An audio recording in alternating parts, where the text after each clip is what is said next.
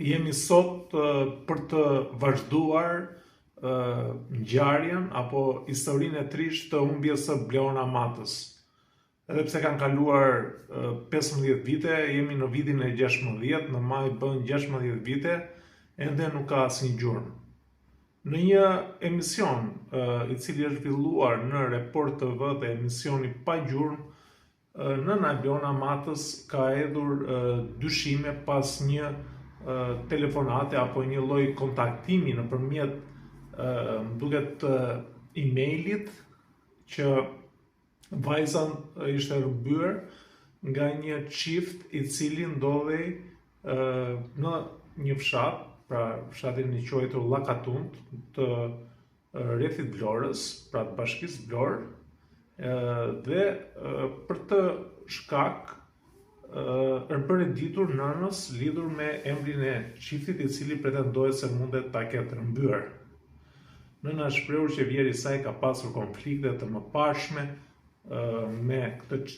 me bashortin apo kryefamiljarin e këtij çifti, për cilin ka bërë një denoncim edhe në polici përpara se të ndodhte ngjarja. Fotoja e cila është dërguar në emision kishte ngjashmëri të tipareve me të Bleonës, por nëna tha që duhet që të verifikohet nga organet e policisë. Asaj nuk i dukej që mundet të ishte Bleona, megjithatë i takon organeve të policisë që të bëj hetimin. Dyshimet janë të forta, pra dyshimet vijnë edhe për shkak të marrëdhënies apo të një situatës që bashorti apo ish bashorti, babai i Bleonës, ka reaguar gjatë këtyre viteve.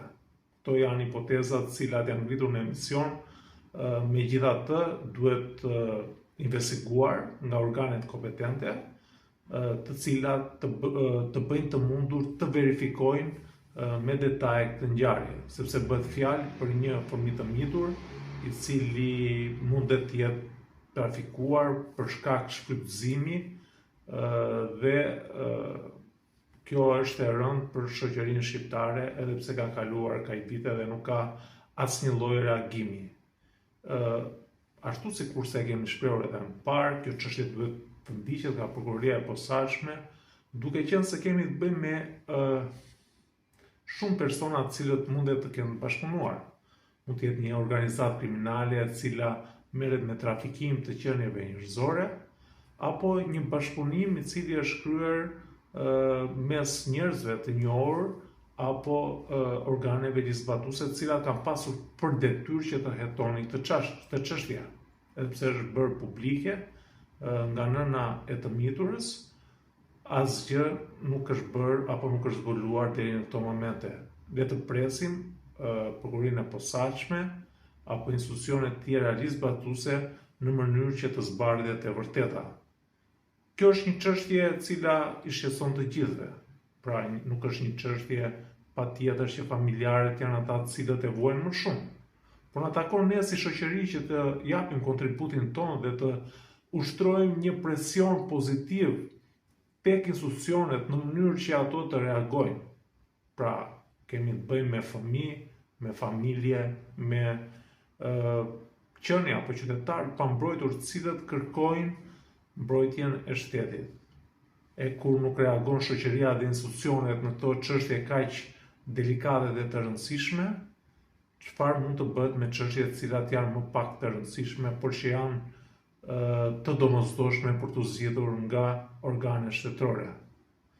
Prandaj kërkojmë nga organi i akuzës, nga prokuroria e posaçme që të nisi menjëherë hetimet lidhur me këtë çështje. Ju falenderoj shumë që më ndoqët dhe ju uroj gjithë të mirat. Nga unë, avokat Alban Duraj. Ju përshëndes.